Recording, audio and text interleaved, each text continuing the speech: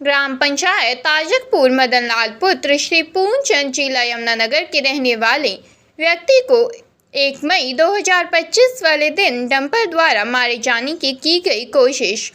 घटना ऐसी घटी कि मदनलाल फैक्ट्री से ड्यूटी खत्म कर अपने घर जा रहे थे। पीछे 3 डंपर तेज गति से ओवरलोड मिट्टी के भरे जा रहे थे। रास्ते में जब वह मोड़ काटने लगे तो एक डंपर ने उन्हें पूरी तरह से कुचल दिया।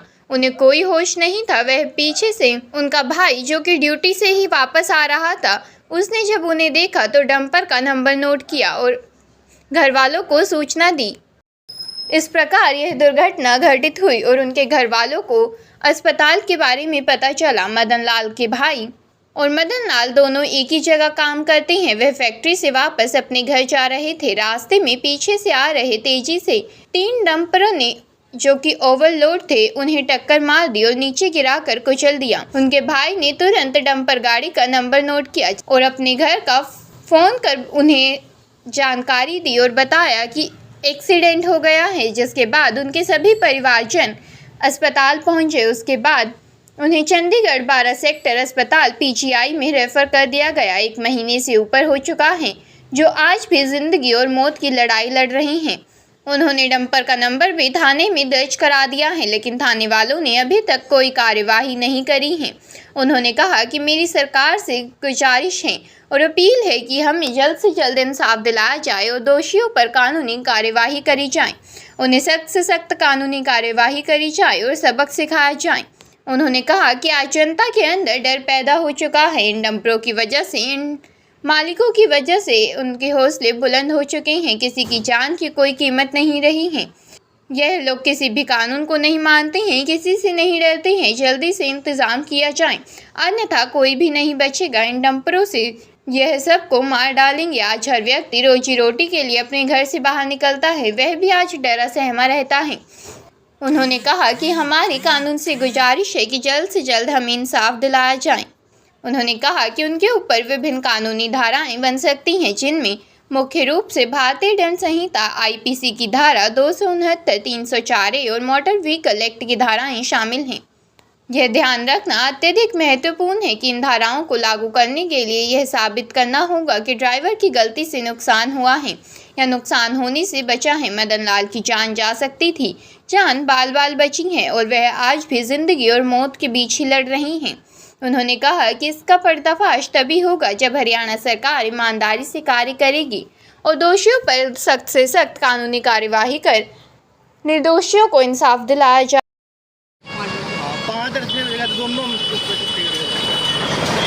तस्वीरें आपको दिखाई जा रही हैं जहां पर एक व्यक्ति को घायल किया जाता है डंपरों के माध्यम से, और जो वहां पर मौके पर जो जिसने देखा वो भी वहां पर उनके भाई हैं। वो छुट्टी कर फैक्ट्री से अपने घर की तरफ जा रहे थे। ये रास्ता है जहां पर डंपर और गाड़ियां यहां से बड़ी तेज़ी से मुड़ती हैं। आप देख सकते हैं यहाँ पर स्पीड कम नहीं होती डंपरों की, हम आपको दिखा रहे हैं। अब यहाँ पर पूरा वाक़या क्या हुआ था हम वो चीज़ आपको बताएंगे और बातचीत करेंगे। देखिए अवैध खनन कैसे होता है। अभी भी ट्राली यहाँ से मिट्टी की भर के जा रही है।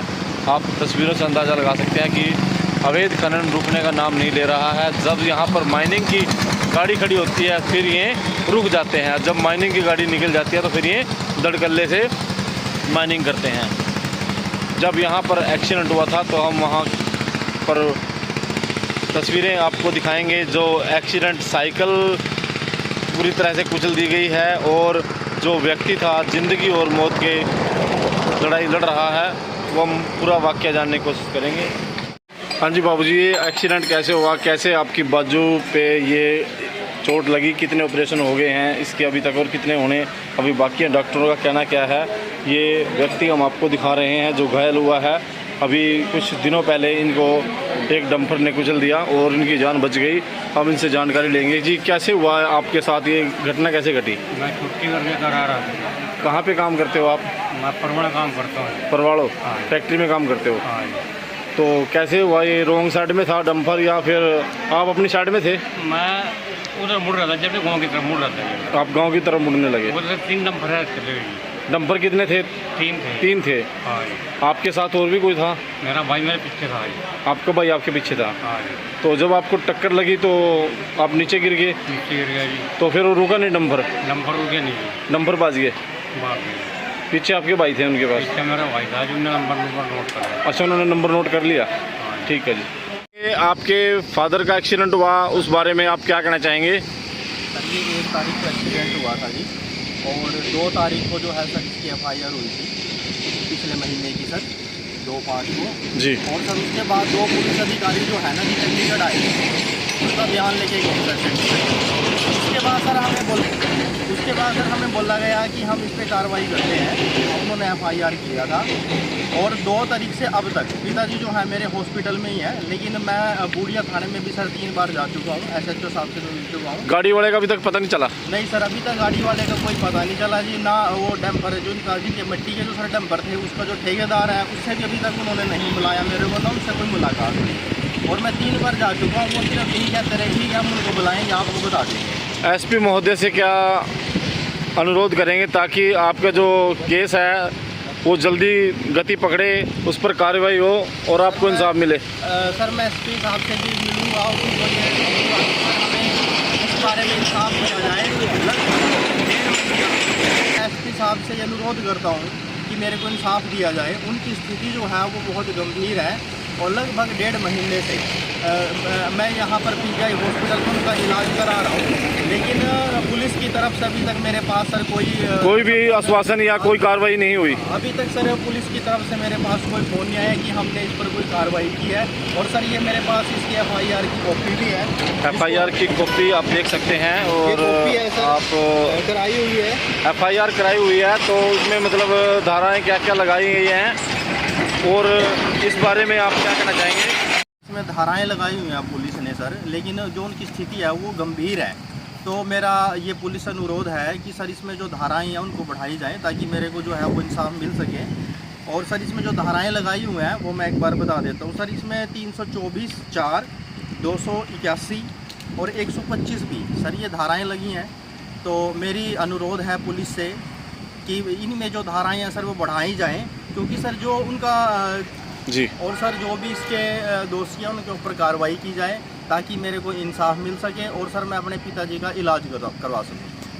हाँ जी बाबूजी, क्या किस समय की बात है जब एक्सीडेंट हुआ था? जो आपके भाई हैं वो डंपर ने उनको साइड मारी और वो नीचे गिर गए, वो घायल हो गए, कब की बात है ये? ये 1 तारीख की बात है जी। हम 5 बजे छुट्टी करके आता है, मेरे साथ ही काम करता है भाई मेरा वो, और वो अभी आ रहा था, मैं पीछे था उसके। जब मुड़ने लगा यहाँ पे तो उसने उधर से डंपर आया, डंपर ने साइड मारी है? डंपर ने साइड मार दी ना, जो तो इधर कट मारता है वो, उसके बाजू पे चोट लग गया, नीचे गिर गया है वो। तो फिर आपने क्या किया? फिर उधर से हमने उसका नंबर नोट किया, यहाँ पर लोग इकट्ठे हो गए।